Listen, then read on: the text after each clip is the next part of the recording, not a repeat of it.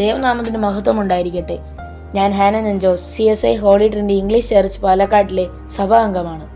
Journey through the സാംസിന്റെ 139 ദിവസത്തിലേക്ക് ഏവർക്കും സ്വാഗതം. ഇന്ന് നമ്മൾ ചിന്തിക്കുന്ന വേദഭാഗം സങ്കീർത്തനങ്ങൾ 79 അധ്യായം 1 മുതൽ 8 വരെയുള്ള വാക്യങ്ങൾ. നാം ചുറ്റും നോക്കുമ്പോൾ ശത്രു ജയിച്ചു എന്ന് തോന്നുന്ന ദിവസങ്ങളുണ്ടാകാം. 79 സങ്കീർത്തനം എഴുതിയപ്പോൾ ആസാഫിന് തോന്നിയത് അപ്രകാരമാണ്. ആസാഫ് ചുറ്റും നോക്കിയപ്പോൾ കണ്ടത് മുഴുവൻ അശുദ്ധിയായിരുന്നു.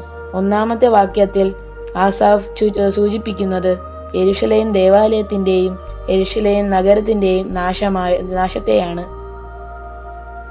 നമ്മുടെ ചുറ്റുമുള്ള ജനങ്ങളുടെ മനസ്സിലും ഹൃദയത്തിലും ഈ അശുദ്ധിയെ കാണാം. 2-3 വാക്യങ്ങളിൽ ആസാഫ് മരണത്തെയാണ് കാണുന്നത്. നമ്മുടെ ലോകം അടിസ്ഥാനപരമായി ഒരു ശവപ്പറമ്പാണ്. പാപത്തിന്റെ ശമ്പളം മരണമാകുന്നു. നാം നോക്കുന്നിടത്തെല്ലാം അത് കാണാം. 4-ാമത്തെ വാക്യത്തിൽ ആസാഫ് പരിഹസിക്കുന്ന കൂട്ടത്തെയാണ് കാണുന്നത്. ഇന്ന് ജനങ്ങൾ ദൈവത്തെ ഉയർത്തുന്നില്ല, അവർ ദൈവത്തെ പരിഹസിക്കുന്നു.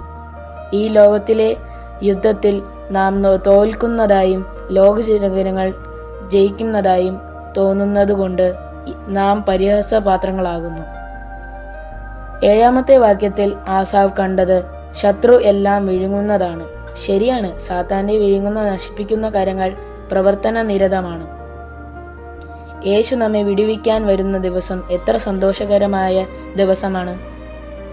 എന്നാൽ ഈ ഭൂമിയിൽ നാം അശുദ്ധി, മരണം, പരിഹാസം, നാശം എല്ലാം വിഴുങ്ങുന്ന അനുഭവം എന്നിവ കാണുന്നു. ദൈവമേ, നിന്റെ നാമമഹത്വത്തിനായി നിന്റെ ഹിതം ചെയ്യുവാൻ ഞങ്ങളെ സഹായിക്കണമേ എന്ന് കരഞ്ഞ് പറയാനുള്ള സമയമാണിത്.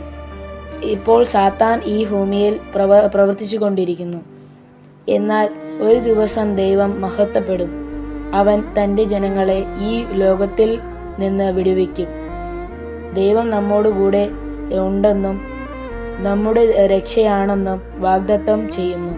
ആ വാഗ്ദത്തത്തിൽ ആശ്രയിക്കൂ. ആമേൻ.